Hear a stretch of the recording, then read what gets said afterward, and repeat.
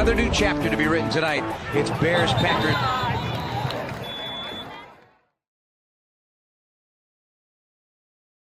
Welcome in.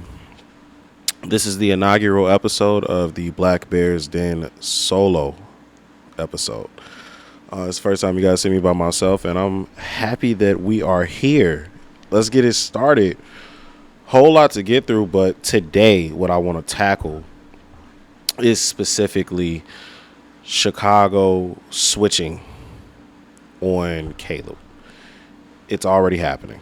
And this happens with every single quarterback except Justin Fields. That shit was weird. It was like half of the fucking city still loved Justin Fields to the day 11 and shit. They still love him to this day. And I like Justin. Don't get it twisted. I think Justin's a talented quarterback. I think Justin is good. Justin can be good if Justin is insulated, put in the right offensive scheme with the right head coach and all that other shit. But we saw this with Mitchell. First season, everybody booed him, you know. It was a little iffy on him once the season came around. Half of the city liked him. Some of the city hated him. And after 2018, really, you guys were out on him. Jay Cutler was split straight down the middle the whole fucking time. I always liked Jay. Yes, he turned the ball over. He threw picks. But goddamn, he was electrifying to watch. But getting back to Caleb. 670 to score is some of the worst shit you can listen to in Chicago because it's fanatics. It's not real football guys. Like I prefer to listen to ESPN 1000 if I'm going to listen to the radio sports talk at all. I prefer to listen to podcasts, but 670 score is just a bunch of guys that get together that don't know shit. They're fanatics. They're like us. They really just don't know shit. They get on the state radio and they have a platform. And the reason why I'm bringing them up today is because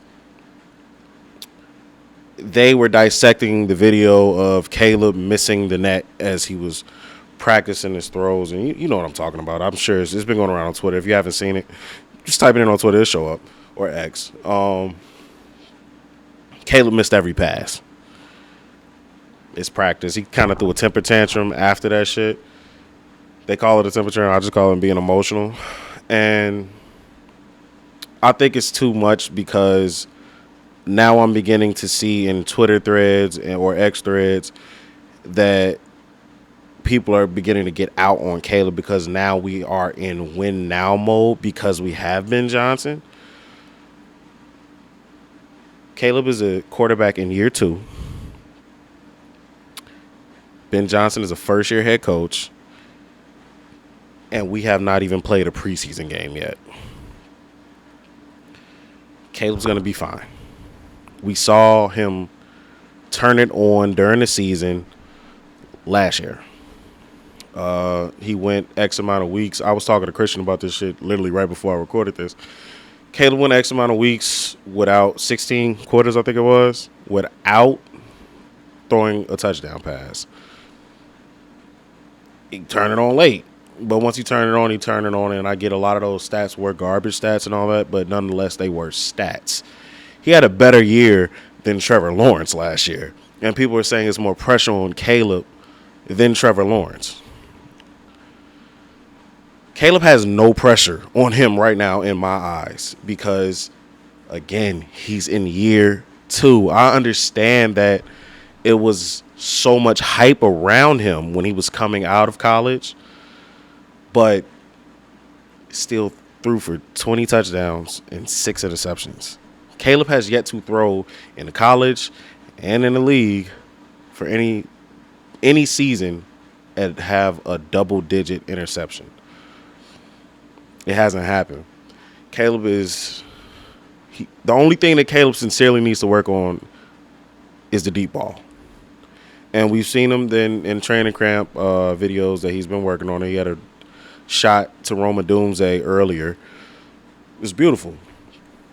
We're seeing him work on it. I think once everything gets in, and we've seen it too with Ben Johnson, that everything's starting to slow down because everything's starting to settle in. You know what I'm saying?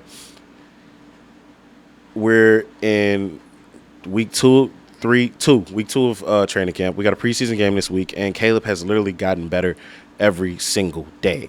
Yes, Caleb has slip-ups. Caleb is not looking perfect every day, but he's not a 15-year NFL vet either. Yeah, it's going to be days that Case Keenum looks better than him because Case Keenum has been in the league in X amount of offenses for X amount of years. And can we stop with the Tyson Bagent shit, too?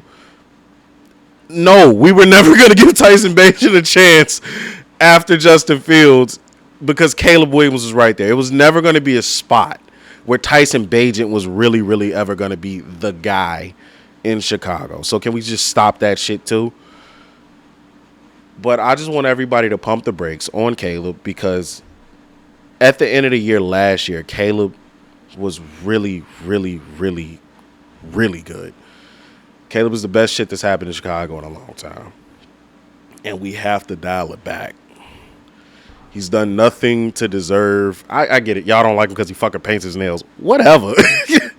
It's fine. Caleb is fine. The next thing I do want to get into is I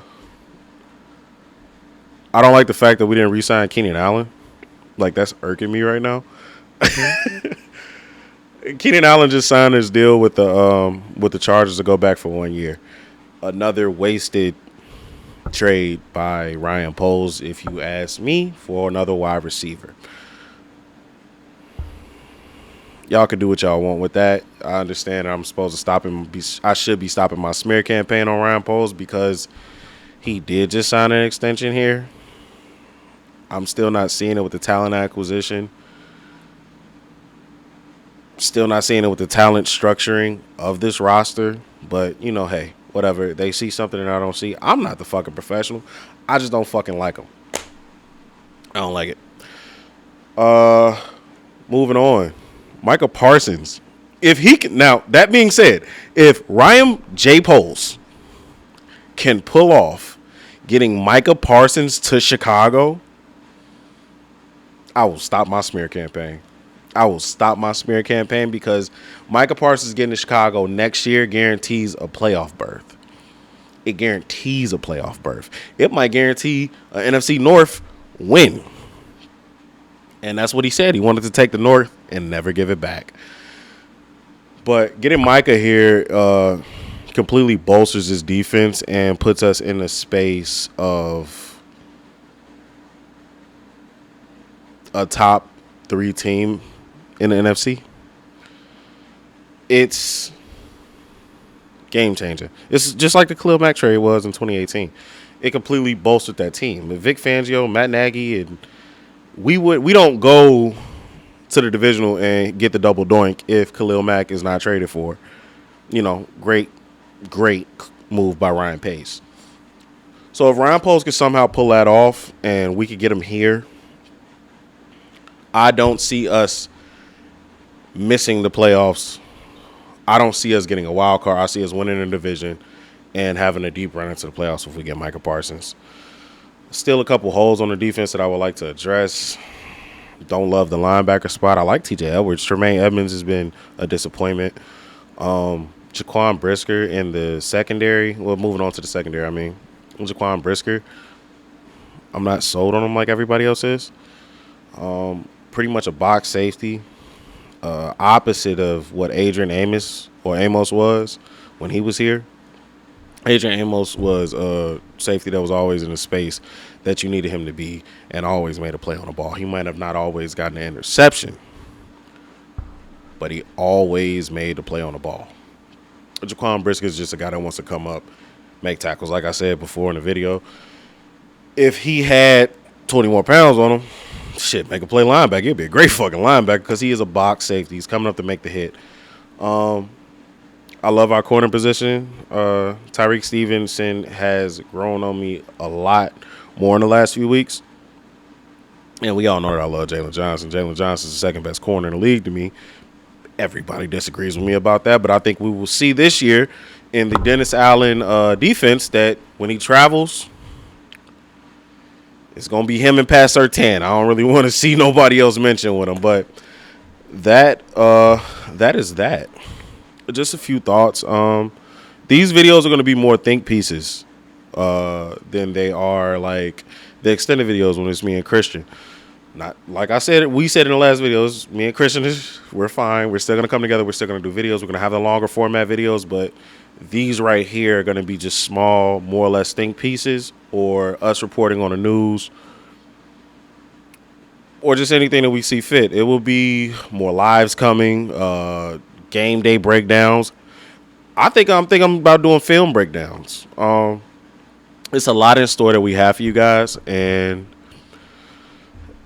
bear down.